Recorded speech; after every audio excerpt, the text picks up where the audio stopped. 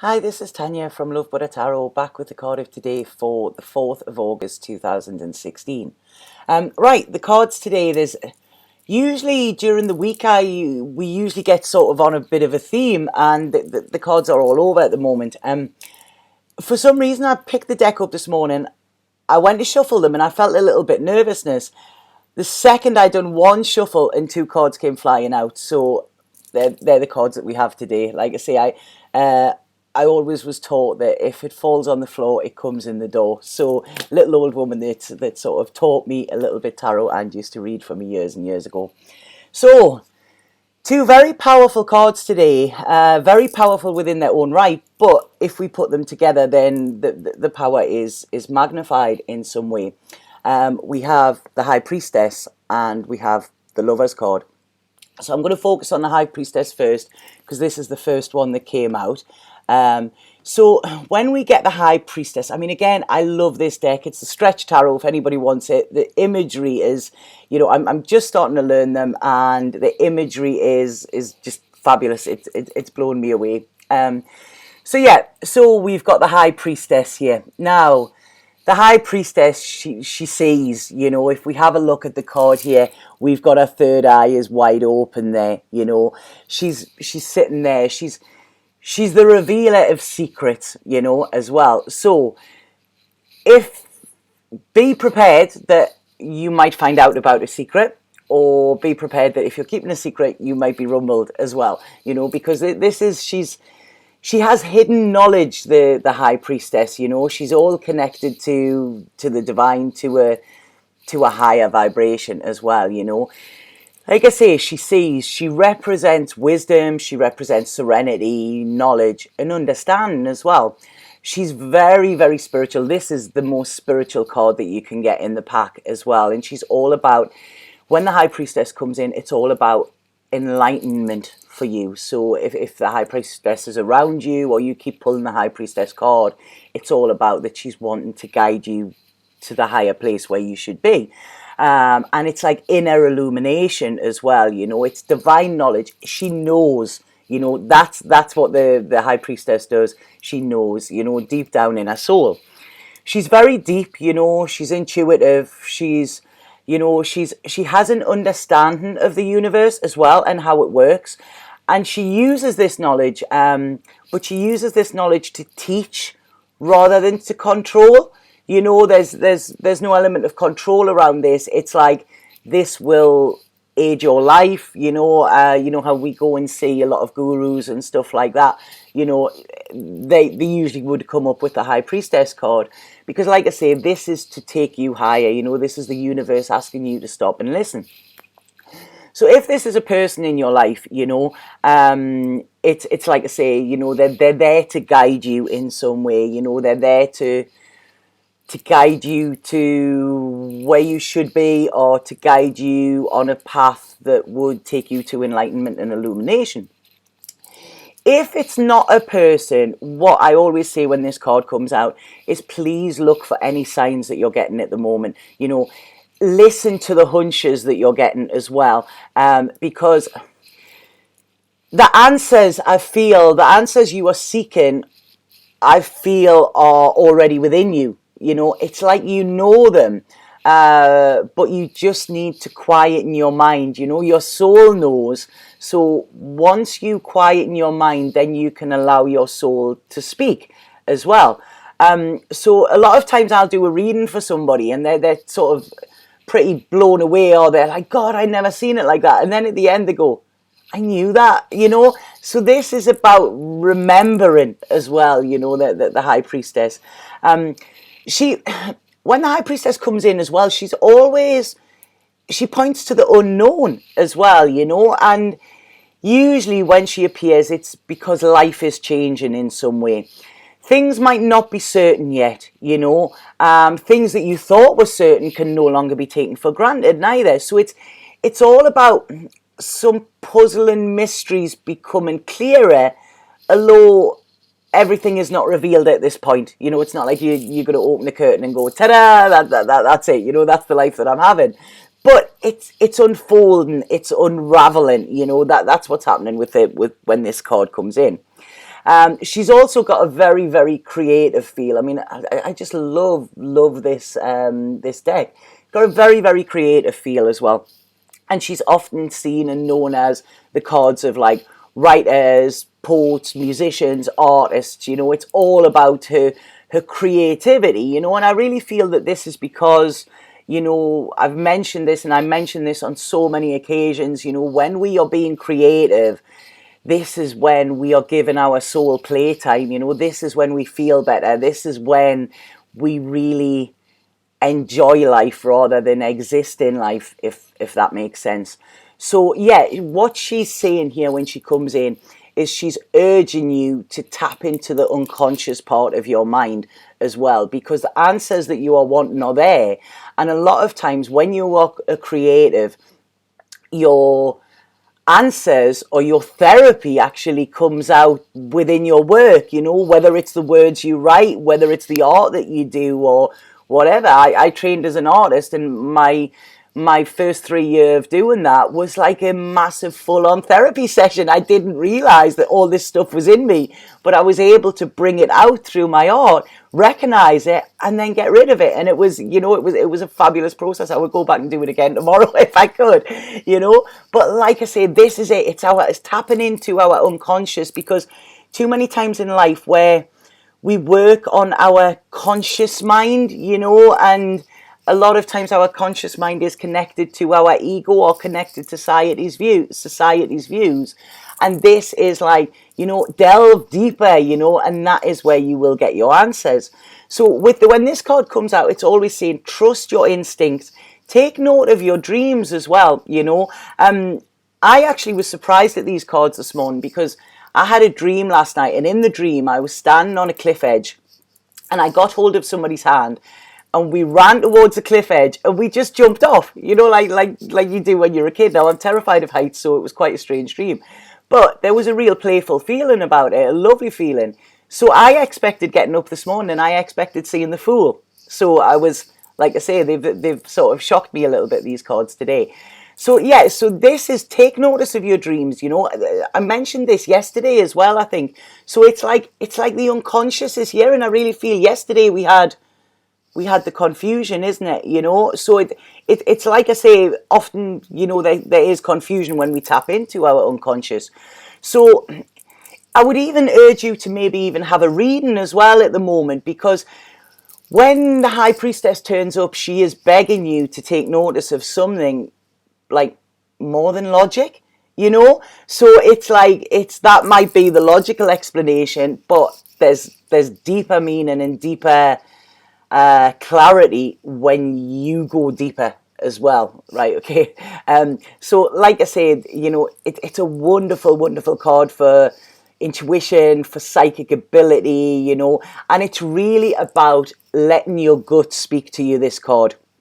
Now, a really good exercise to do with this, if your mind and your gut are getting sort of having a little bit of a battle with each other, is think of your concern, right?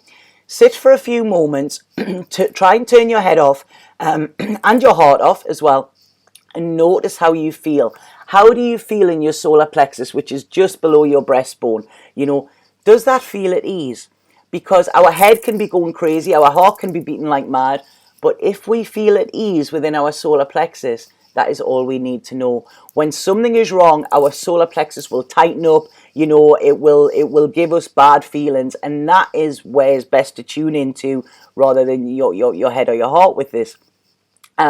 So like I say, if there's any discomfort there, or if there's any freeness, you know, this will give you some valuable answers as well, you know. So it's a real, like I say, there's a mystery around the High Priestess, but it's like she's there waiting to reveal it, you know. She just wants you to step up and ask for the answers, if that makes sense.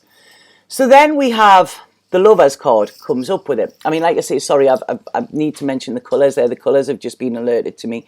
The High Priestess there is all about blues. Like I say, this is communication, but this is communication on a higher level as well. So communicating with your guides, communicating with your higher self, communicating, you know, with others on a a higher vibration than what you would normally. So then we have the Lovers. Now, the Lovers is a very, very powerful card. You know, it is love. That's what's there. When it's teamed with the High Priestess, though, this is usually a very, very strong connection. You know, I hate to use the term soulmates or anything like that. You know, anybody that knows me in readings, I don't tend to use that. But when these cards come in, it's something that goes deeper than just a connection. So when the Lovers comes up again, sorry, when I mentioned the connection, the colours, yeah. This colour is all purple, if you see it, and it seems to be like going up in clouds, doesn't it? You know, over the top of the head. Now, this colour purple is what is connected to our crown chakra, which our crown chakra is here. This is what connects us to the divine. So again, you know, there's a couple there, a couple embracing, but, you know, they're connected in a higher way rather than just through the heart. So this does, it's a lovely card, the Lovers, but it's not as simple as it looks. That's what I want to say. Now, normally I would be going, yay, we've got these two cards out, you know, this is great, and, you know, please let me know what's going on.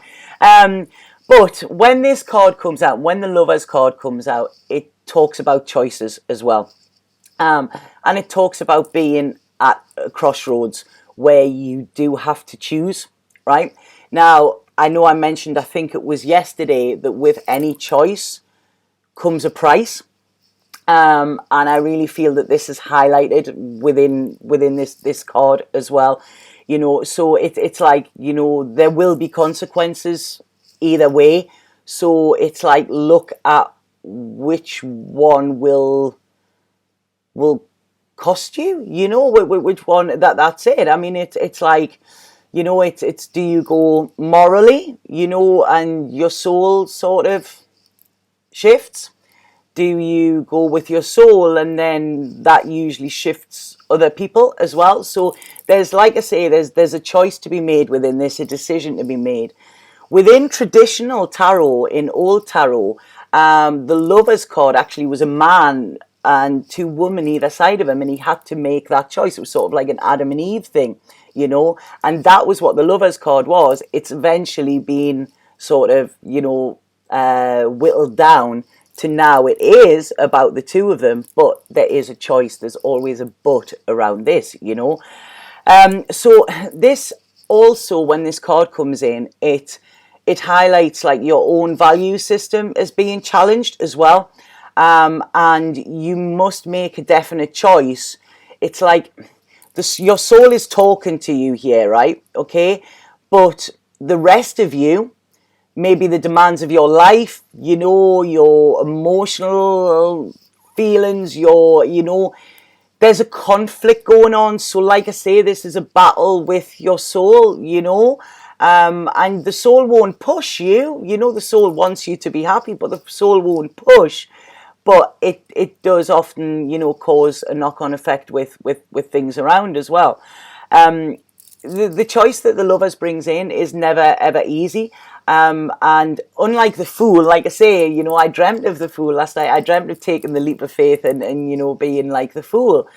The Fool doesn't have any wrong answers, you know, because whatever the Fool does, he's took that risk, and he's, you know, he's going to be happy, and he's going to be free, and he's going to be playful. With the Lovers, there is a right and wrong path. And that's what I think is, there's a bit nervousness around this coming in as well. One of the options with this will take you down a negative path, and the other one will bring you happiness and contentment. So it's really like home in on what it is, you know. The Lovers together, if we take this choice away, the Lovers together represents perfection, it's harmony, it's compassion, it's respect, it's balance, it's love, you know. The trust that the Lovers have in one another gives them strength as well. And with this strength, they can then overcome any obstacles that they have to, because it's like, right, we're in this together, you know, it is like me and you against the world sort of thing. And like I say, you know, it's a beautiful card without this choices. If we could take that away, it is such a beautiful, it's a beautiful card. It's a beautiful feeling. It's basically, it's what love is. Now, a lot of times when I do readings, you know, I do readings, and a lot of times they are about love. And too many people have the idea of love mistaken, you know.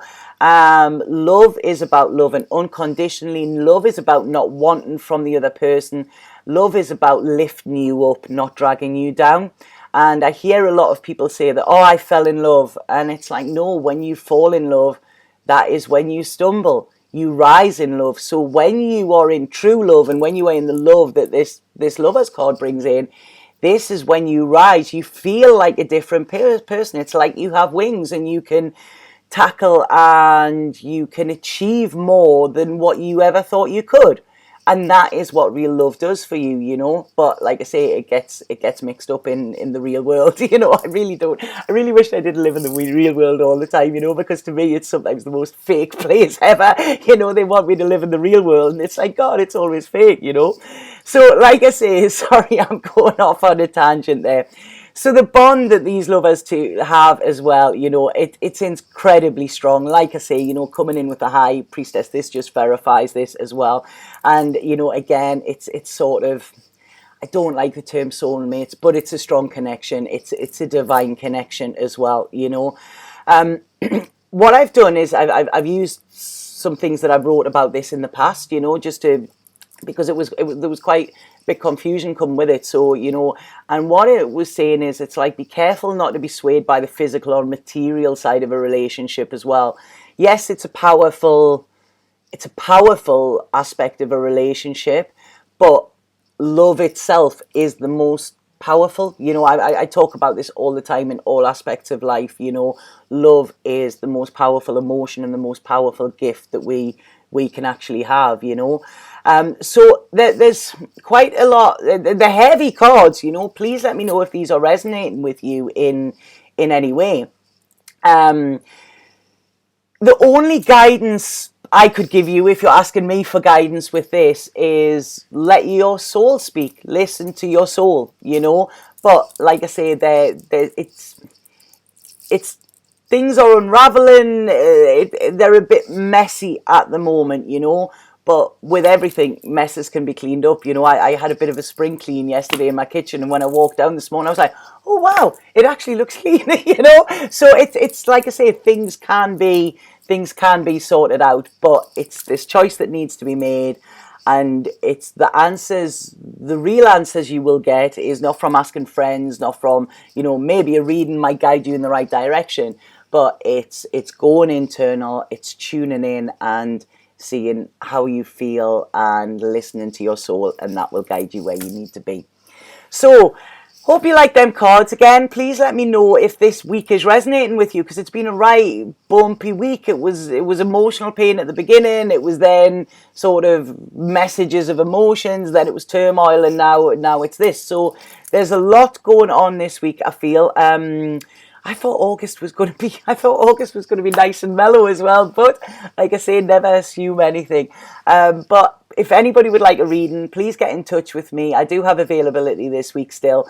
You can get in touch via my Facebook or via my website. The links are below.